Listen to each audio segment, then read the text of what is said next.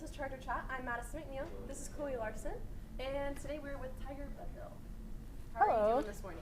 I'm awesome. This is super early for a musician. Let me just tell you. Yes. Do you live in the area or? I live down in Bothell, but I was born in Seattle and raised in Seattle and live down in Bothell now. So. Okay, so it was about like an hour drive for you. It wasn't. It was 27 minutes. Wow. Hey, that's nice. Amazing. Well, there's no traffic, so we're all good. Beat the traffic because it's Right. so early in the morning. Still, it's super early. Yeah. Yeah. Well, we're so glad to have you on the show. We've been trying to get you on for a little while now, but I'm glad that Super you're popular. So. Yeah, you're pretty busy. Yeah. Just a hair flip. Actually, this morning on the way to school, I was watching some of your X Factor videos. Were you driving at the time? I had a friend with me. Oh, okay. I had him, you All know, right. like where you put the GPS in Right. the front of the car, and I had him listening. I was like, guess who I'm interviewing this morning? I was like, Tiger, and he's like, whoa. Who? Yeah. Yeah. I was like, that's Who's a good that? spot. So we watched your videos this morning, and you definitely have a different style of music. Mm-hmm. But it's very interesting. I don't know if you call it soulful, or how did you I kind would of like find for that you you to like call that it type soulful. of music? That'd be great. Well, really, I mean, if you put a song in front of me, I can sing it, whatever style it Okay, is. cool. But though what I graduate to is like a rock, soul, R&B sort of thing. And you guys don't know who Otis Redding is, I'm sure, right? Otis Redding. I don't. Otis Redding's probably one of my heroes. He's just in Sam Cooke and Marvin Gaye and those, even George Michael. Do you know who George Michael is? Yeah, I know who George Michael is. Anyway, and so, but those guys just have a really soulful voices, and I've always graduated toward them. Yeah, is that something that you just kind of grew up and you're like, hey, I want to be a rock star, so you kind of went out and did it, or is it something that maybe your family or your parents introduced you to? You know, I kind of grew up singing. My dad was a singer and a piano player, and a saxophone player, and my mom played the piano and she sang. And, Okay. all my sister to this day can play almost any instrument you put in front of her, and she's a Wow. great singer. My brother's a drummer and a bass player, and all I do is sing. But I guess I came by it naturally, but I originally wanted to be a baseball player. Oh, okay, cool. And I was a pretty good baseball player for a long time. And then I realized that I could sing a little bit. And then when I was about 12 or 11, I realized that girls thought I was super funny. And so Humor is a good attribute. yeah, humor is a good attribute. And so I sort of, I started like slowing down on baseball. I played baseball up until I was probably 17. But the music really didn't take hold until I was in high school. And then after high school, I got involved with a group called Vocal Point Seattle, which is sort of the cream of the crop of Seattle teenagers, anywhere from 13 to 21 at that time. Yeah. And the director, Joe Krinko, just took me under his wing and was like, you have something special and you need to do something with it. And this Wow. was like a studio type place, or was this kind of just like a group of people? No, you it's a hung group of around? people. So it was Northwest Youth Choir. It's part of like Northwest Boys Choir, Northwest Girls Choir, all Okay. those. And so there was probably 30 of us or 40 of us. And it was just, we would perform all year round at different events. And we'd Yeah. do big musicals, and we'd help write them, and we'd help build sets. And it was, so that's kind of when I fell in love with musical theater, which is really what I thought I was going to do. I thought I was do going to be a musical musical theater theater. artist. And then when I was 21, or when I was 20, I got a job as, this is probably totally way too early for this segment, but I got a job as a mascot, was my first mascot job. Okay. And then that sidetracked me for a good 8 years. So I didn't Yeah. pursue my music really. So Yeah. you got a job as a mascot. What mascot were you? So the Science Center, down obviously the Pacific Science Center, Yeah. my mom worked there for 25 years. And she got me a job as the beaver for the movie Beavers. Oh my gosh. And then I was like the Fred Meyer Bear, and then I was the Weedle. You guys know what the Weedle is? No. So sad. The Weedle, and then I was the Mariner Moose, and then I was the Hawk for the Seahawks, and then I was the Thunderbird, Sounders Whale, and then I was the Seattle Thunderbirds mascot. So I did almost all of them. I hope Yeah. not at the same time. That would be a little A crazy. couple of them, some of them. So I did the Moose and Coach Hawk at the same time for a little bit. I did, the other ones I could do at the same time. I just had to make sure I was good on my schedule. Yeah. And going back just a little bit to kind of when you first Yes. started getting into music, Right. Was that something that you're kind of just like, hey, like I'm just gonna go into this because I want to, or was it kind of like it was just an environment that you kind of had at your house that everyone played music and it was just always around you, so that kind of pushed you towards it, or was it more of like a personal decision? It wasn't really around me a lot. My family was very separated. Like my sister ran away when she was 12, and my brother ran away when he was 12, and my mom and grandma lived together, and all of us lived separately. And so it wasn't really a huge part of my life. I just knew that I was a pretty good singer. Yeah. And really, like, you know, I was just talking to Mr. Chapin, and we were talking about being a musician, and really I don't even know if I am a musician. I just know that I'm a performer. Yeah. And I know that I can sing. And so I just really liked being in front of people. So there wasn't, I mean, I guess there was a conscious decision at one point for me to go, okay, I need to pursue music now. I need to try and do that. But I never really thought that I could do it on my own.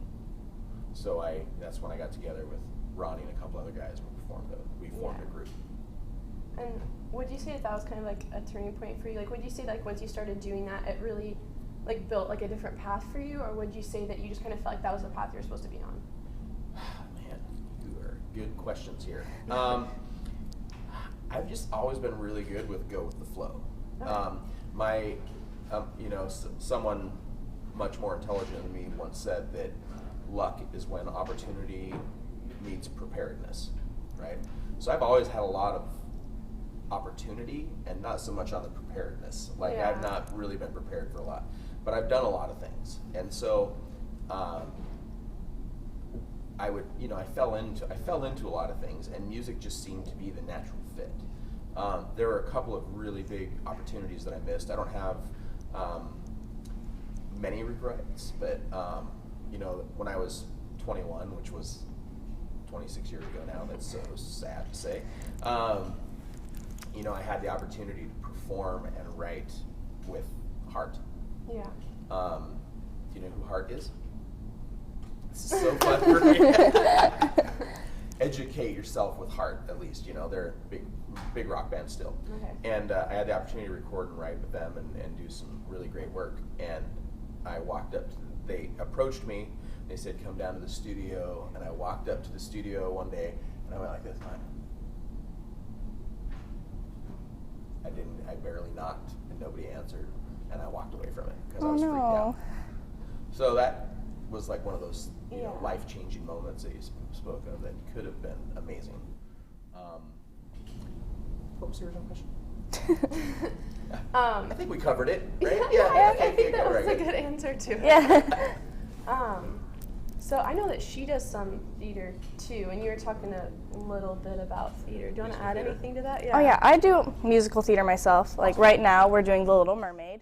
Have you ever been in any like huge productions? When I was in the youth choir, when I was basically your guys' age, we wrote and produced a lot of our own musicals. And then I was in Hair twice. If you're not familiar, some great music. I used to have super long hair, like down on my butt. Wow. Yeah, and, goals. Great. And then I was part of a show called Like You Like It, which was a takeoff of As You Like It. I auditioned for a couple of things at Fifth Ave, and it came down to me and one other guy, and I missed out twice. Oof. And this is awesome if you can do it. The problem with musical theater in Seattle is you can't make a living doing it. You have to go somewhere else. You have to go to Chicago or New York, and to be able to make a living doing it. And it's awesome the people that are out there doing musical theater in Seattle, but unless you are paid union and you can really do it, and you have your support of your family that's willing to let you live in your house for a long time, it's a really hard living. The same thing with being a musician in Seattle. I don't even have one friend that makes their living being a musician. They have to do another job, or they have to have their partner supplement their lives. Yeah. So Seattle's a great place to get your chops in musical theater, and go out and do tons of whatever you can do. Anytime you get offered to do anything, you know, you go out and do it as much as you can. And then hopefully that experience will take you on to, you know, either LA or Chicago. Or Bigger things. Bigger things. So. Yeah, well, now that we've kind of got a little bit of idea of how many different jobs you've done, we actually Barely scratched the surface. I know, I feel like that too. We actually made a segment on what we thought it looks like for you to prepare for all the different jobs you've done. Wow. So we're actually going to go into that. Then when we come back, we'll talk a little bit about it and get more into your singing career. Okay. Let's do it.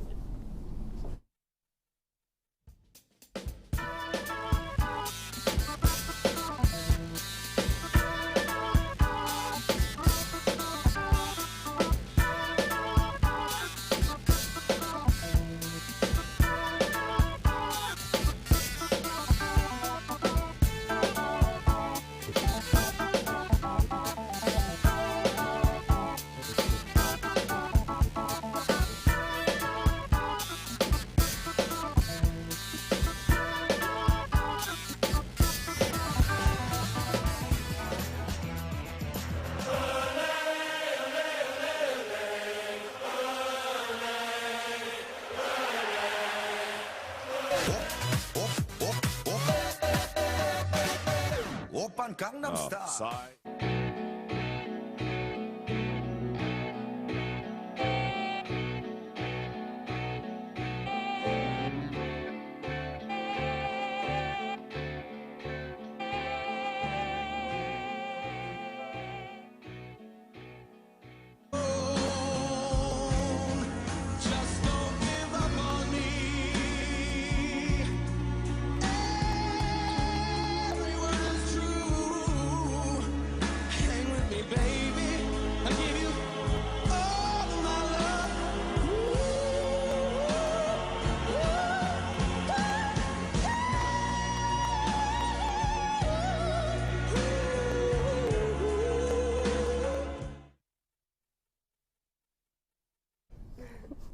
Hi, welcome back to Charger Chat. My name is Chloe, and this is Madison, and we are here with Tiger still.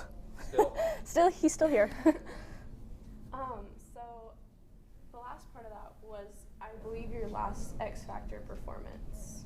Yes. Yes. That's correct. So what kind of experience was that for you? Because we watched your audition video, and then we watched your last performance, and a couple of them in between. And all the songs were beautiful. Like They were. Like none of them were like, oh, okay, see, I got voted off. All of them are like what? Like how didn't he make it further? You know, we listened to the end of the last part, you know, and that guy that watched it, he was really rooting for you. He's like he just needs one song and he's got it. You know, it was like really cool to watch because you know, I personally don't have like a talent where someone would be like, yeah, they're gonna go all the way, and so to see that, it's like No, what I an can totally opportunity see you for doing you. this. You're nailing this. You're gonna go all the way. Do you want the happy, like, oh my goodness, it was so amazing, or do you want the real answer? Give us the real one. Yeah, the real one. So the thing about reality TV that you have to know, and it's gonna totally sound like I'm being negative, but I'm just being real with you. The thing about reality TV is it's not real. And they can manipulate anything you say or do to make it look the way they want it to look. Yeah. So when I first auditioned, they showed the very first audition, and it was the worst part of the audition. Really? Yeah, Oh, the one that I wow. did like in front of Simon and all that, right? Yeah. So to that point, I had already done about 9 different auditions.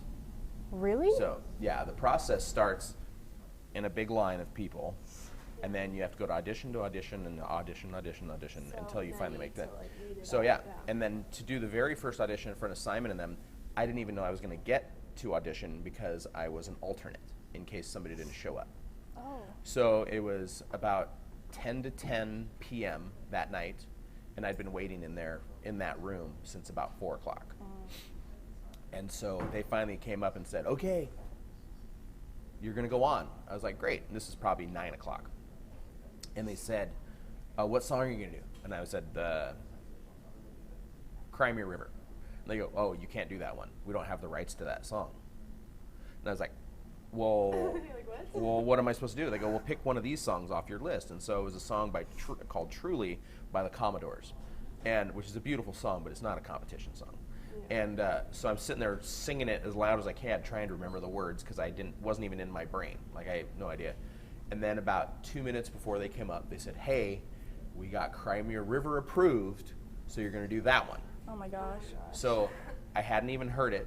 I go out on stage, and the version that they gave me was this super slow, like, do you know the song Crimea Yeah. River? Okay, Bublé did it, But there was a super slow song, and it was like, dum, dum, dum, dum, dum. It was like this overly dramatic, horrible song. And so I sang that, and then halfway through, Simon cuts me off, and he goes, "What? Okay, we can tell you can sing, but this is like drama. What are you doing?" And I was like, "But we're not allowed to say, oh, well, they didn't tell me that I could sing it until, you have to try and play it off." And so he said, "Okay, just sing any song you want a cappella." And then I sang What's Going On by Marvin Gaye, and that's when they pushed me through.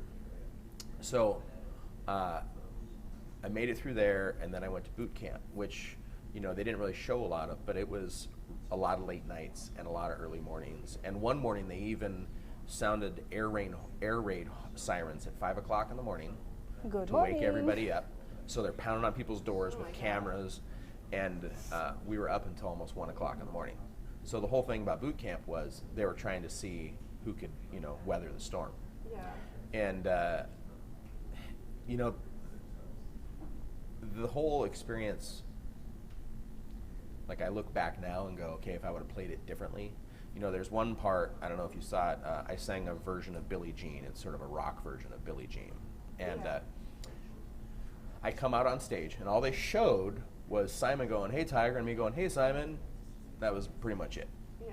But what happened was, is I walked out there, and Simon says, "I hear that you've had a rough week." And I go, "Yeah, this has been a rough week, And he goes, "No, I'm talking about your personal life." And I'm like, "No, everything's good personal." He goes, "Well, something about your brother?" And I go, and there's 3,000 people sitting in the audience, and I go, "Yeah, my brother died last week." Oh my gosh. And I mean, the fact of the matter was, it was time. He was basically a vegetable for like 8 years. He had a stroke a long time ago. So, but I said, "But Simon, I'm not here to talk about that. I'm here to perform for these 3,000 people in the audience." And and everybody they stood up and cheered, and that was kind of the end of it. But they didn't show any of that. But then the next girl after me talked about how her dad that she never knew died, and like it was this huge long And thing. that's what was put on Of there. course. And she ended up making it through the whole thing. So, but the reality was, so I made it through that, and Simon had said he was a good dude. He comes off as kind of a punk on TV, but they were all pretty nice. Yeah, it sounds And like he was very, like. Yeah. He and I got along. I mean, it's probably because we're close to the same age, I guess. I don't know how old it is, but when they announced the winners of boot camp, when he made a big to do. He said this next person that we're picking wasn't even on our radar when we started this situation, but he's proven himself over and over and over and over again, and he has more character than anyone else in this competition. And then he said my name. So it was, but they didn't show any of that. Right. So all they showed me, they showed him announcing my name and me starting to cry. So like they nicknamed me, some of the producers, they nicknamed me Krieger. Oh because, my gosh. because, I mean, which is fine. It was funny. But they only showed it when I was crying, but I was like the comedy relief. Like there would be 350 people in a room, and I would be the one on the microphone going, "Okay, everybody, we're just gonna relax and chill out and have a good time." And then the final day, the thing about it's supposed to be at the coaches' homes, and it's supposed to be, like that was supposed to be at what's her name? I'm so happy that I forgot her name. You're so happy you the girl forgot from her. Pussycat Dolls. What's her name? I know who you're talking about. The girl that I was on her team.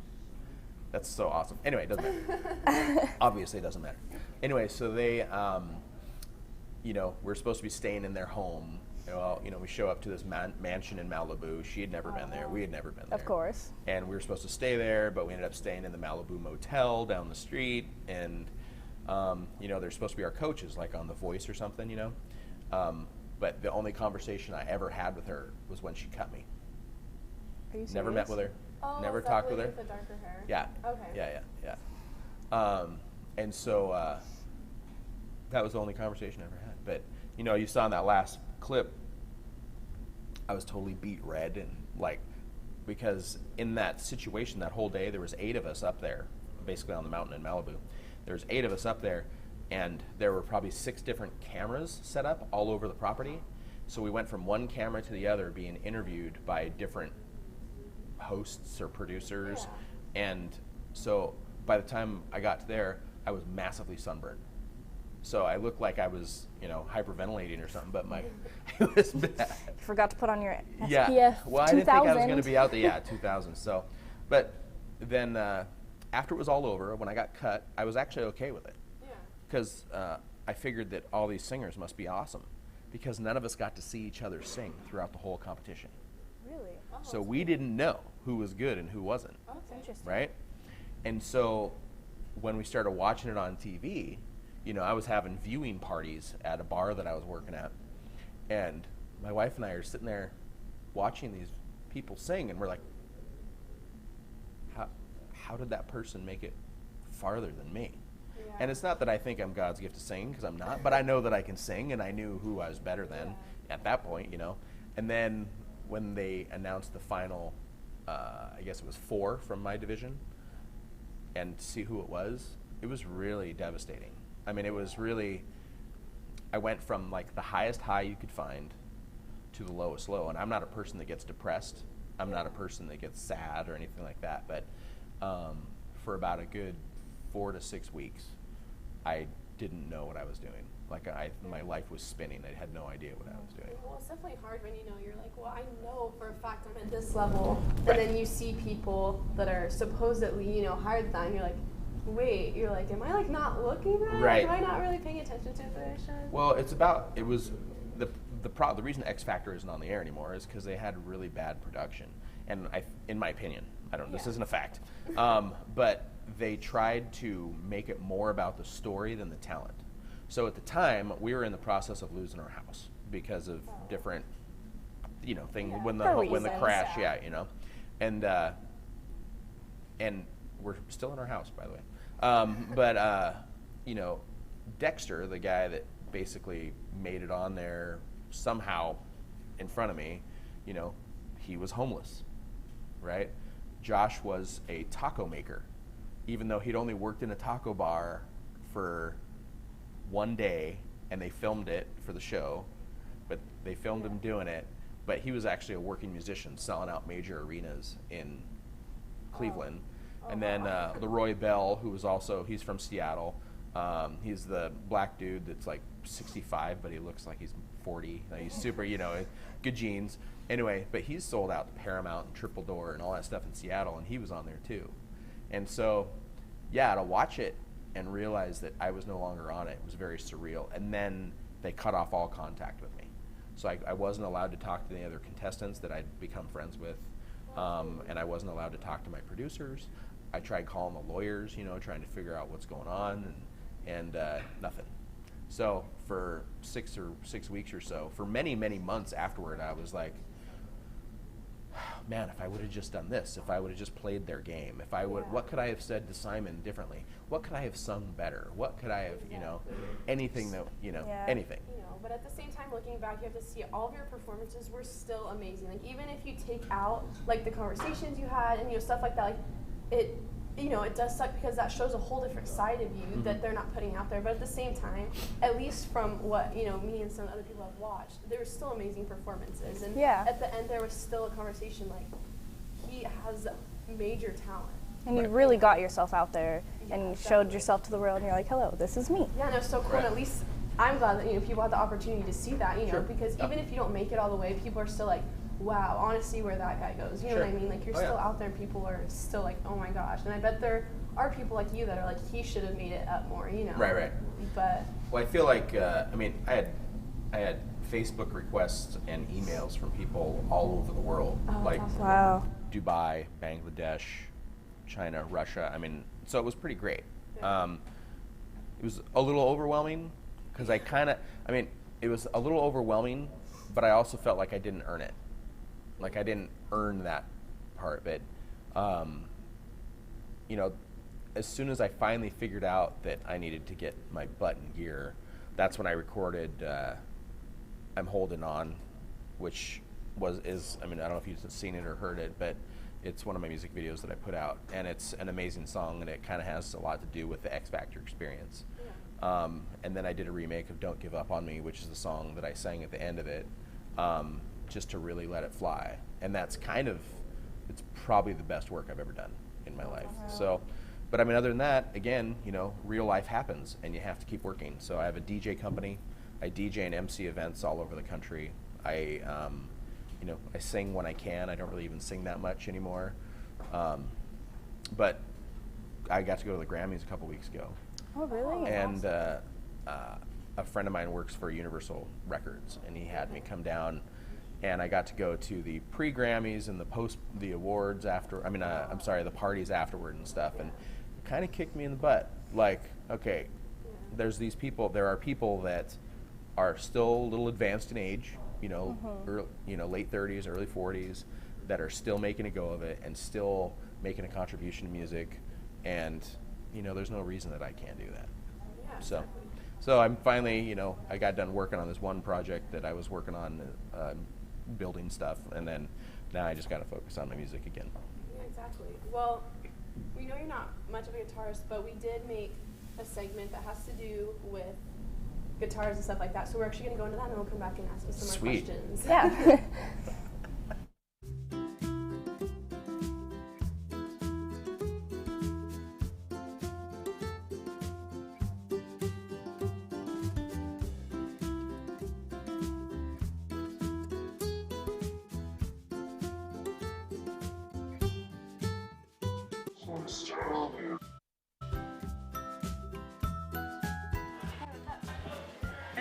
I kind of want to play a new song, you know. I've just been playing the same old songs that I've been learning in my classes. I kind of just want to do one that people actually want to hear. Oh, well, you should do Sorry, but just for you. It's a good song. That's a really good idea. I found it, but it requires a keyboard. I don't have one of those. Well, I have a hair tie, so I can use that, but I need it. Wow, of course, it's trying to be right here. Perfect. This sounds terrible.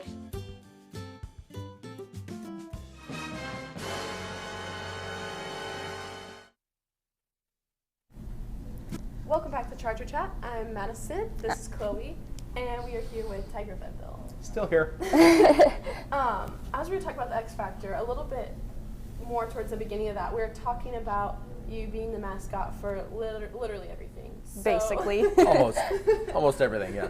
So would you want to talk a little bit more about that? Because it's pretty interesting, because it sounds like it's not something that just like pops into your life, you know, but like, how did you get into that? It seems like you did it at least for a little while, so. I did do it for a little while, and the story actually how I got into mascotting is kind of funny. I was working at the airport making airplane food.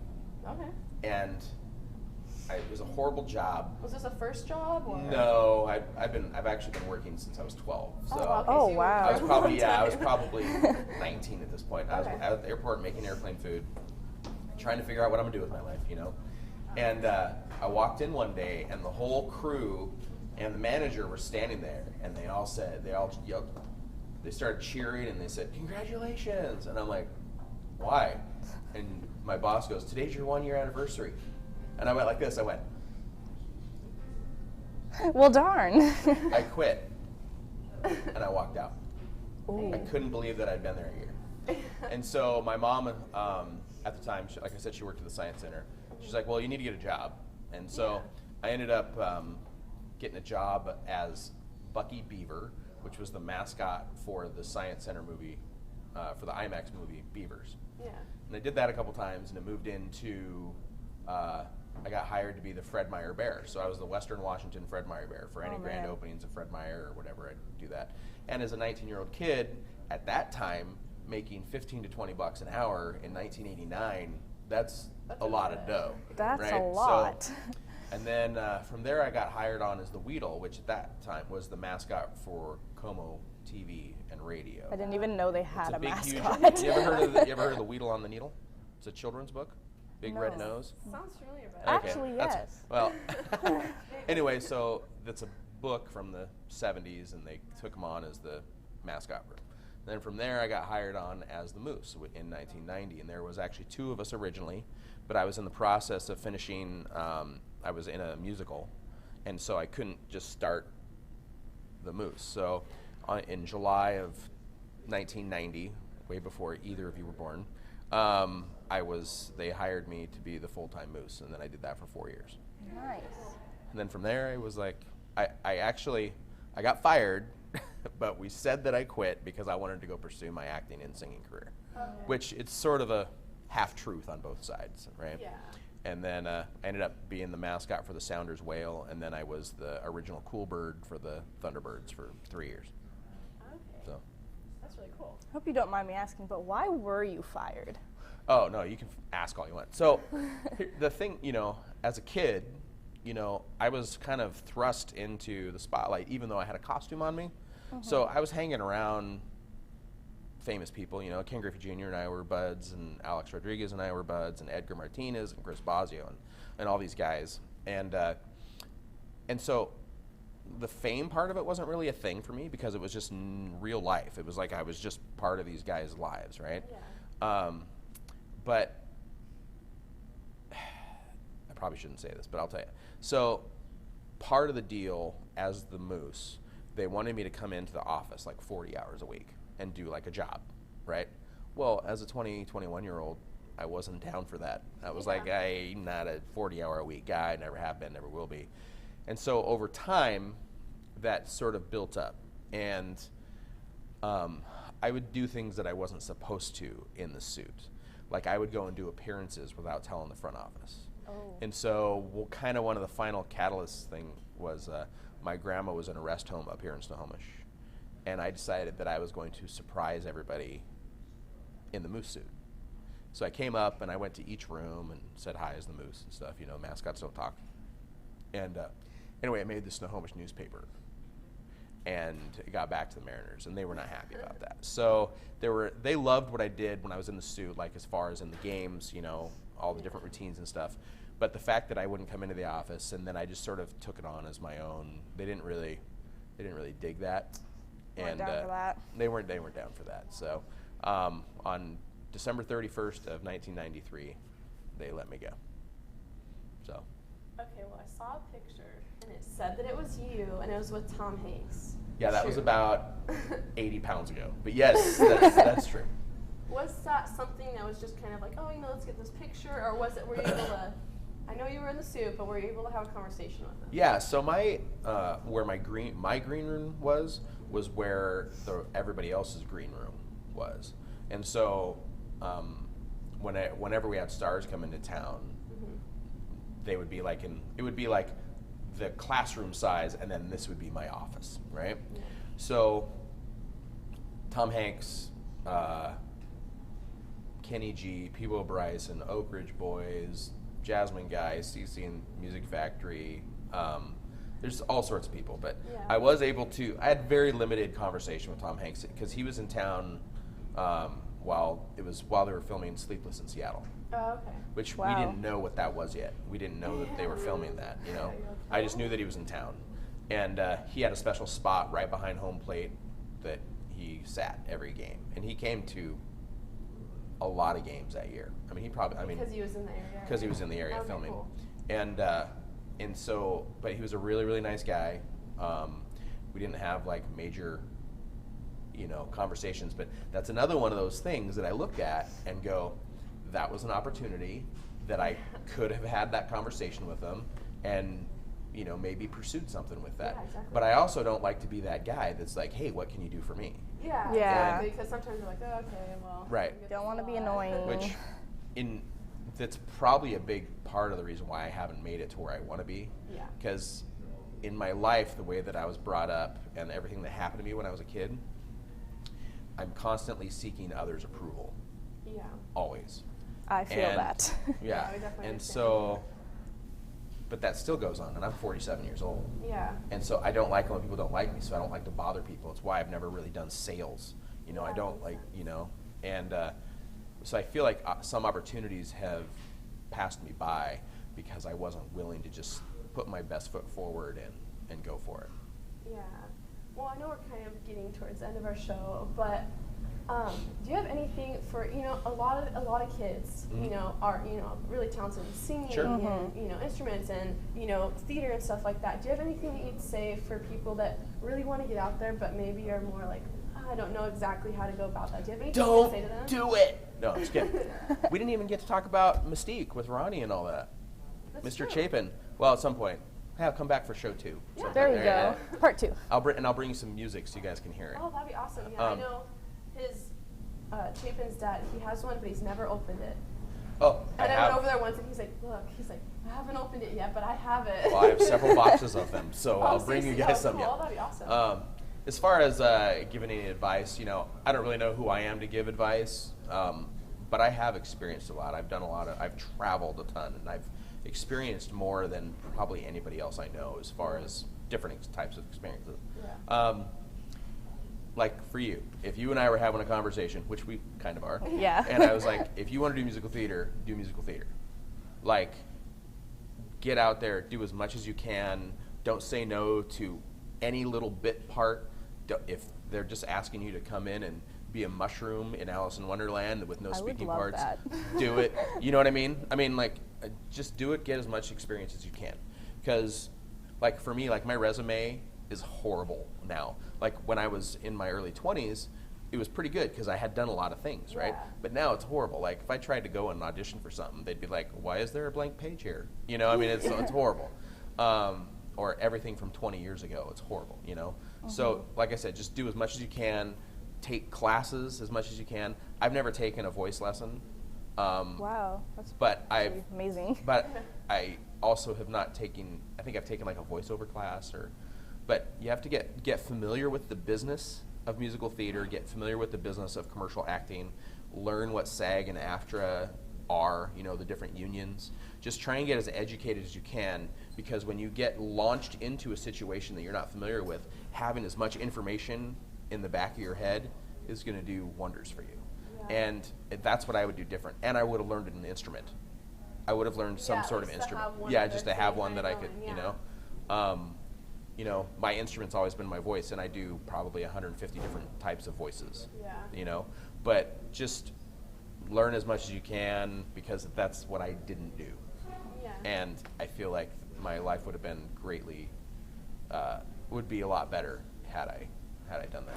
Thank you so much for coming on our show, and thank you so much for your advice for me and you and My everyone. pleasure. Free one. Yeah, it's really been great. I'm glad that we finally got you on here, and I'm hoping that maybe we could do another show, because I Sure. feel like your band with Chapin, I feel like I've heard only a little bit of that process. Now it's like a Right. 20-minute conversation. Right, So I right, think we right. could definitely talk a lot more about that. Sorry, I was a little talky. Oh, Sorry. No, that's we- great. Yeah, you definitely have a lot going on in your life. It's really really. I have good to done a hear. lot, so yeah. Well, thank you so much, and My that's it. pleasure. Thank you for watching. This has been Charger Chat. See you later. Charger Chat!